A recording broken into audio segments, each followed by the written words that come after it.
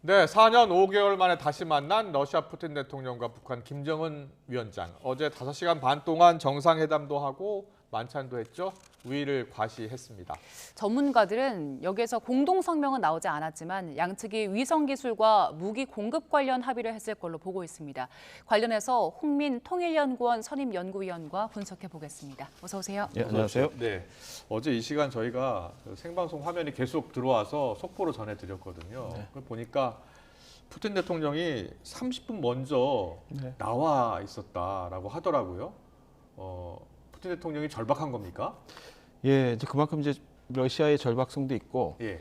또 북한이 갖고 있는 전략적 어떤 입지가 상당히 중요하다라고 판단하고 있는 것도 있고 네. 또 하나는 이제 이게 전 세계가 지금 주목을 하고 있잖아요. 그러니까 어쨌든 이 주목 효과를 누릴 때 네. 최대한 어떻든 정중하게 성의를 표시하는 모습을 보여주고 싶다. 그래서 이제 북러 간에 굉장히 긴밀하다라는 것을 과시하고 싶은 아마 욕구가 상당히 있을 것이고 예. 또 하나는 장소도 굉장히 이례적으로 그러니까요. 우주기지를 선택했기 때문에 자기의 최대 업적으로 보여지는 이 우주기지를 잘 배경화해서 이제 연출하고 싶은 아마 욕구가 상당히 크지 않았을까 다목적 생각합니다. 포석이네요. 예, 장소 말씀해 주셨어요. 어제 보스토치는 우주기지에서 만났는데 두 정상의 인사말 들어보면 왜 여기서 만났는지 그 선정 배경을 알 수 있을 것 같습니다. 저희가 두 사람의 이야기를 좀 듣고 이야기 на눠보겠습니다. Мы гордимся тем, как развивается эта отрасль у нас, и это наш новый объект.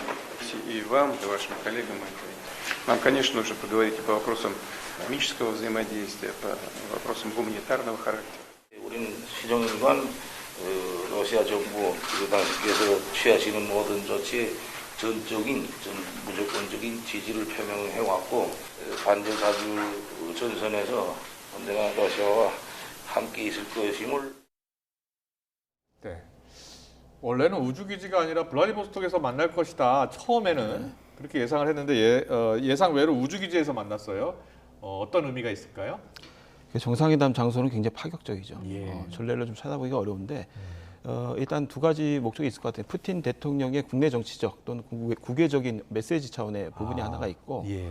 또 하나는 이제 북한을 잘 활용한다라는 차원이 있을 것 같아요. 그러니까 하나는 뭐냐면 푸틴 대통령이 이 러시아의 건재함, 네. 그 러시아의 우주 강국으로서의 옛 영화 이것을 다시 한번 회복하겠다라는 욕구가 굉장히 강하고 예. 의욕적으로 이 기지를 만들었거든요. 네, 네. 그리고 아직 완공은 안 됐지만 거의 이제 완공 단계에 들어가 있는데 이 기지 자체가 갖고 있는 러시아 우주 강국의 어떤 부활 이것을 이제 알려주고 싶은 것이고 그렇군요. 예. 김정은 위원장이 첫 외국 정상 방문입니다.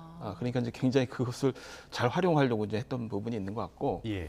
그래서 아무리 대러시아 제재를 하고 아무리 러시아가 지금 우크라이나 전쟁에서 고전을 하고 있지만 건재하다라는 것을 상당히 알리는 부분이 있고요. 또 하나는 김정은 위원장이 우주 산업 특히 이제 정찰위성부터 시작을 해서 우주 산업을 적극적으로 육성하겠다는 계획을 올해 밝힌 바가 있습니다. 그렇기 때문에 이 북한의 관심사를 잘 어떻게든 미끼처럼 잘 활용하는 부분이 있는 거죠. 예. 그래서 성호 관심사를 하나 접점을 이 장소로서 이제 만들어내는 부분.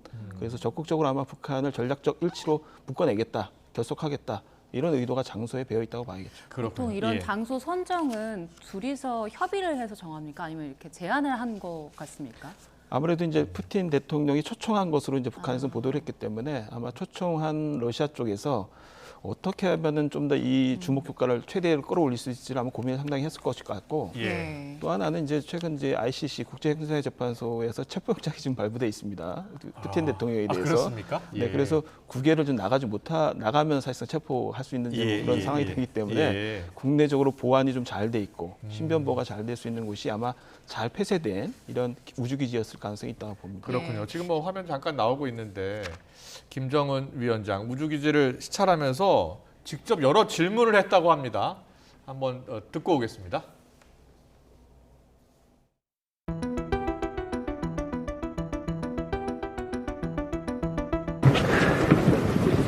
이게 на стартовой 이게 뭐 화염 стоит на стартовом столе.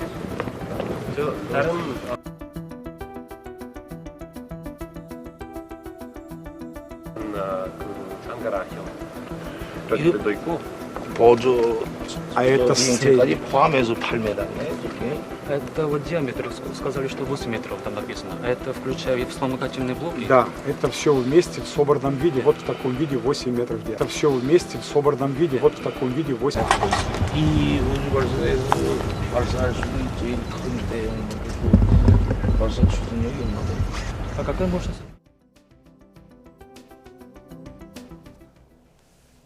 호기심 많은 학생 같다라고 CNN이 보도를 했나 봐요. 근데 구체적인 질문이에요. 이게 네. 8m 정도 된다. 이게 뭐 로켓의 지름을 말한 걸까요? 네, 김정은 위원장이 실제 그 대출력 발동기라고 이제 북한에서 얘기를 하는데 로켓 엔진 발동 실험을 굉장히 자주 했습니다. 그래서 실제 2017년부터 사출 실험이라고 소위 얘기하죠. 그래서 직접 가서 참관을 해서 하나하나 기술적인 걸 자기가 체크를 할 정도로 지속적으로 관심을 가져왔기 때문에 아마 지식적으로는 상당 부분 높은 수준에 있을 것으로 보여지고 그렇군요. 이제 그런 걸 기초해서 저런 하나의 현장에 가서 하나하나의 세부적인 질문을 오히려 던지는 모습을 보인 건데 오히려 이제 푸틴 대통령은 그 기술적인 거에 대해서는 잘 모르는 뒤로 거죠. 물러나 있는 그러니까 것 오히려 이제 굉장히 김정은이 얼마나 여기 관심 갖고 기술 개발을 해왔는지를 우리가 알 수 있는 것이죠. 어제 두 사람 상당히 오랜 시간 만났습니다. 공동 성명 발표는 안 했는데 일단 뭐 전문가들이 추정하기로는 무기 거래 그리고 기술 이전을 집중적으로 논의했을 것이다 이런 얘기 하잖아요. 북한이 러시아에 제공할 걸로 보이는 무기들 실제로 러시아에게 큰 도움이 되겠습니까? 예, 굉장히 중요하죠. 그리고 굉장히 큰 도움이 된다고 봐야겠죠. 그러니까 우리가 보통 지금 최근에 북러 간의 무기 거래와 관련된 얘기를 할 때 포탄 몇 개 주는 거 가지고 핵 기술이나 이런 거를 고도의 기술을 등가적으로 과연 교환이 거래가 가능한 수준이냐 이렇게 얘기를 하는데 이거는 그냥 무기 자체만 보면은 포탄이라는 재래식 무기와 그다음에 핵 기술이라는 고도의 무기를 마치 그냥 단순 비교해서 그러는 건데 이거는 정세와 외교적인 차원에서 봐야 되거든요. 그러니까 뭐냐면 이 포탄은 안정적으로 우크라이나 전쟁을 장기전으로 계속 안정적으로 승세를 잡아가는 데 있어서 매우 중요한 보급 물자입니다. 이걸 이 우크라이나 전쟁 장기전 모드에서 만약에 보급 물자가 불안정해지면은 사실상 이 전쟁에서 승기도 상당히 뺏길 뿐만 아니라 치명적으로 푸틴 대통령의 정치적 생명력에도 상당히 영향을 미칩니다.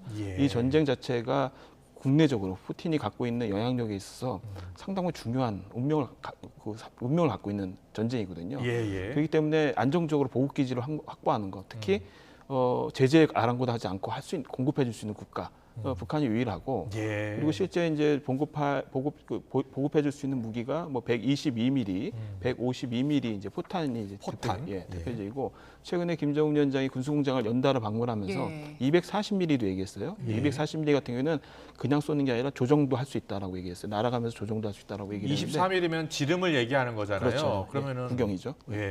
그래서 포탄도 이제 122mm, 152mm뿐만 아니라 240mm도 공급할 수 있다라고 얘기를 하고요. 대량 생산을 하겠다라고 얘기를 했습니다. 그러니까 그만큼 기존의 비축분도 있고 또 북한이 가지고 있는 보유하고 있는 군수 생산 시설에서 지속적으로 안정적 생산을 할 수 있다는 측면에서 푸틴 대통령이 우크라이나 전쟁에서 계속 승세를 유지할 수 있는 부분에서 굉장히 사활적인 무기인 거예요. 소위 보급인 거죠. 그렇기 때문에 단순히 무기로만 비교할 것이 아니라 이런 사활적인 부분과 연관되어 있다고 본다면 포탄 공급은 굉장히 중요한 것이고 거기에 비해서 뭐 핵미사일이 굉장히 가치가 높은 것이냐 꼭 그렇지는 않다는 거죠. 왜냐하면 오히려 이제 핵미사일을 기술 이전함으로써 미국을 억제한다라는 전략적 일치를 오히려 더 과시할 수 있고 또 한편에서는 미국이 동해상이나 태평양상으로 러시아를 압박할 수 있는 부분들을 억제할 수 있는 힘을 북한에게 주는 것이거든요. 그래서 오히려 전략적 일치가 생길 수 있는 부분이 있습니다. 그래서 반드시 뭐 이게 이익이 안 된다, 뭐 이렇게 보기는 어렵다는 거죠. 좀 더 구체적으로 여쭤볼게요. 자, 북한이 재래식 무기를 어떤 무기를 주로 포탄 얘기하셨는데 얼마만큼 러시아에 공급할 수 있는지, 얼마나 많은 그 재래식 무기를 갖고 있는지 궁금하고 두 번째로 잠수함 기술이라든지 로켓 기술이라든지 어느 정도의 기술을 전수해 줄 것으로 보는지 좀 말씀해 주세요. 네, 그러니까 군수 생산과 관련해서는 구체적 데이터를 사실상 확보하기가 어렵습니다. 왜냐하면 거의 대부분 이제 북한의 군수공장 시설은 지하화돼 있는 것도 있고 그 수를 파악하기가 매우 어려운 부분이 있습니다. 다만 이제 그 특급 기업소죠. 그러니까 군수공장 중에서도 거의 10,000명 종업원 이상이 일을 하는 굉장히 큰 공장, 대형 공장들을 중심으로 보면은 최소 기본적인 보급, 소위 이제 탄약이나 아니면 소위 얘기하는 포탄 예. 이런 것들 생산할 수 있는 그 전문화된 기계 총국이 따로 있습니다. 그래서 1기계 총국부터 7기계 총국까지 있는데 예. 그중에서 1기계 총국이나 뭐 2기계 총국, 4기계 총국 같은 일부의 총국 내에 수백 개의 그 산하 공장 기업수들이 있습니다. 그래서 그 그렇군요. 공장 기업수 예. 생산을 한다라는 정도의 규모만 좀 파악할 수 있고요. 아마 이제 기존에 비축하고 있던 장사정포, 그다음에 120mm, 150mm 네. 쓸 수 있는 다양한 포탄과 함께 포가 있습니다. 예. 이런 것들이 대규모로 일단은 지원이 가능하다라는 것이죠. 우크라이나 전장까지 상당히 멀리 있잖아요. 어떻게 공급을 하겠습니까? 그걸 비행기로, 기차로 어떻게 공급할 것 같습니까? 예, 그러니까 기존에도 이제 북한으로부터 러시아까지 열차나 예. 비행기 편으로 일부 군수물자들이 운반되는 것들이 정황이 미국 정보당국에서 포착이 돼서 일부 보도가 된 바가 있는데요. 예. 아마 이제 이것을 체계화시켜서 만약 한다라면은 열차 편을 통해서 계속적으로 아마 체계적인 운항이 가능하지 않을까라는 생각이 듭니다. 그렇군요. 예. 그리고 반대로 이제 러시아가 북한에 제공할 수 있는 것들이 무엇일까 생각해 보면 네. 이제 정찰위성 기술이라든지 핵잠수함 기술이잖아요. 이게 단계적으로 이루어질 것이다 이런 전망들 나오는데 네. 첫 번째 단계로 이전할 수 있는 수준은 어느 정도일까요? 네, 그러니까 우선 가장 시급한 거는 최근에 한미일이 굉장히 이제 대북 태세를 강화하고 있죠. 예. 억제를 강화하고 있고 사실 이것 때문에 중국도 불편해하고 러시아도 굉장히 불편해하고 있습니다. 예, 왜냐하면 예. 사실 이게 북한을 명분으로 하고 있지만 러시아를 상대로 한 또는 중국을 상대로 한 억제 효과도 있기 때문에 그렇군요. 상당히 예. 불편해하고 있죠. 예, 그렇기 예. 때문에 러시아 입장에서는 태평양상으로 나갈 수 있는 통로를 확보하는 거, 지속적으로 확보하는 거, 동해상으로 한미일이 전력이 상승하는 부분들을 차단하는 부분들. 그렇군요. 이 두 가지 효과를 노릴 수 있는 부분은 당장 북러 간의 해상연합훈련이나 공중연합훈련을 하는 것입니다. 그렇군요. 창안을 해서 하는 겁니다. 예. 그래서 상징적으로 그런 차단 효과를 노리는 부분이 있고 또 하나는 북한이 공중 전력하고 해군 전력이 아주 약합니다. 네. 그러니까 한미일에 비해서 특히 한미에 비해서는 굉장히 치명적으로 약하기 때문에 이 부분들을 당장 보완해 주려면 전투기가 들어가야 되는데 그건 막대한 재정과 시간이 굉장히 긴 시간이 소요됩니다. 예, 예. 그래서 결국 할 수 있는 거는 빠르게 할 수 있는 거는 기존에 보유하고 있던 대공 미사일 체계죠. 소위 네. 이제 비행기부터 시작해서 순항 미사일, 탄도 미사일을 요격하는 체계가 있습니다. 이게 러시아가 갖고 있는 S-300, 400이 있습니다. 요격 기술 체계. 네.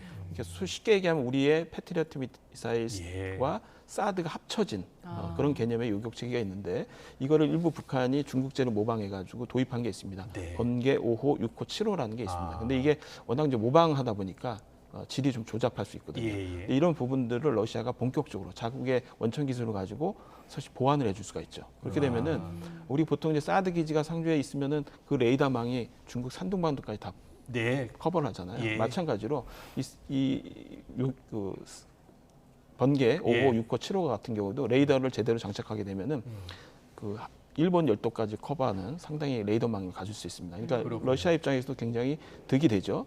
그래서 이런 미사일 방어망과 관련된 아마 협력이 1차적으로 가장 먼저 이루어질 가능성이 1차적으로. 있다. 예. 그 2차적으로 3차적으로 조금씩 기술을 전수해 줄 가능성이 있다라는 말씀이신데 중국이요. 관련한 보도를 거의 하지 않고 네. 있다고 합니다. 근데 중국은 어떤 생각 갖고 있는 거예요? 딜레마에 빠져 있다라고 이제 보시는 게 맞을 것 같습니다. 이제 기존에 과연 이제 북러가 이렇게 밀착하는 모습을 의도적으로 굉장히 과시하려고 하는 것 속에는 중국을 견인하기 위한 목적도 상당 부분 있다고 보여집니다. 그 말은 뭐냐면 중국이 러시아에 대한 지원을 상당히 소극적으로 했죠. 네. 사실 거의 군수물자 지원을 거의 안 했다고 봐야 됩니다. 그리고 선언적으로 사실 안 하겠다고도 발표를 했었고, 예, 예. 그리고 북한에 대해서도 북한 때문에 계속 한미일이 자신을 압박한다고 보기 때문에 비공식적으로 계속적으로 거기에 압박을 한번 가했을 가능성이 높습니다. 북한에 네. 대해서. 그래서 북한이나 러시아는 굉장히 서운하죠. 그렇기 때문에 어떻든 미국과 어떻든 대응할 수 있는 예. 공동의 전선을 같이 펼쳐야 되는데 중국이 거기에 같이 동조를 안 해주고 있는 거죠. 아. 그래서 오히려 이제 북러가 이번에 아주 적극적으로 이렇게 밀착하는 모습을 보임으로써 예. 중국을 압박하는 효과가 상당히 거둬지는 부분이 있고요. 물론 이제 미국에 대한 것도 있지만 중국용도 있다는 거죠. 그렇군요. 예, 중국은 또 한편에서는 미중 전략 경쟁이 격화되고 있긴 하지만 최소한 조정할 수 있는 것은 최소한 조정을 하면서 네. 관리를 하고 싶은 거죠. 아. 그래서 최근에 미국의 상무장관, 재무장관들이 연달아 방문을 하면서 그랬었잖아요. 여러 가지 분야에서 이제 조정을 하려고 하는 시도들이 있습니다. 그래서 예. 중국은 가급적이면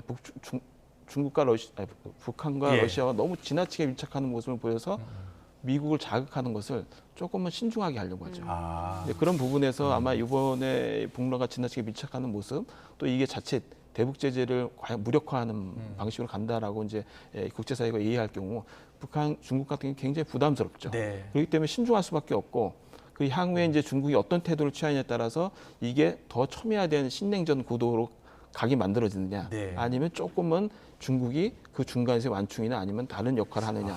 그 이게 굉장히 완충과 훈련하에 관련해서 있다는 거죠. 여쭤보고 싶은 게 아무래도 마지막 질문이 될 것 같은데요.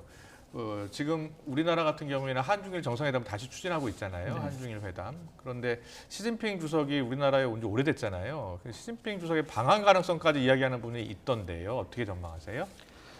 예, 그게 사실 속단하기는 어려운데 네. 여건이 무르익어야 된다는 게 이제 가장 정확한 답일 것 같습니다. 예. 그 말은 지금까지 이 한미일 협력에 상당히 우리가 이제 집중을 하다 보니까 예. 중국이 가져야 될 이해 문제에 있어서는 상당히 우리가 배려를 얼마나 했는지에 대한 여러 가지 생각을 좀 해봐야 그렇죠. 되는 부분이 있죠. 예. 그래서 단순히 이제 우리가 특정 사안에 대해서 필요하다고 해서 이게 만들어지는 어떤 조건이 아니라 다방면에 걸쳐서 중국의 이해도 어느 정도 반영된 여러 가지 상황들이 조성이 돼야지 아마 중국도 전격적으로 받을 가능성이 있는데 네. 지금 중국이 회담을 했을 때 주고 받을 수 있는 것들이 뭐가 있을까? 네. 사실 그닥 그렇게 많지 않거든요. 아. 지금 당장은 그렇기 때문에 좀 더 상황 여건을 개선하기 위한 여러 노력들이 좀 필요하고 예. 북러가 이제 사실 이후에 이제 하반기에 중국 시진핑 주석과 그다음에 푸틴 네. 대통령이 만나기로 예정돼 있거든요. 예. 만나는 것도 봐야 되고 내년 대선 국면이 어떻게 흘러가는 것도 미국 대선이요. 네. 어떻게 흘러가는 것도 중국은 아마 관망을 하고 그렇군요. 움직일 가능성이 있다고 보여집니다. 네, 알겠습니다. 한반도 정세가 급변하고 있는 상황인데요. 분석을 해봤습니다. 홍민 통일연구원 선임 연구위원과 함께했습니다. 잘 들었습니다. 고맙습니다.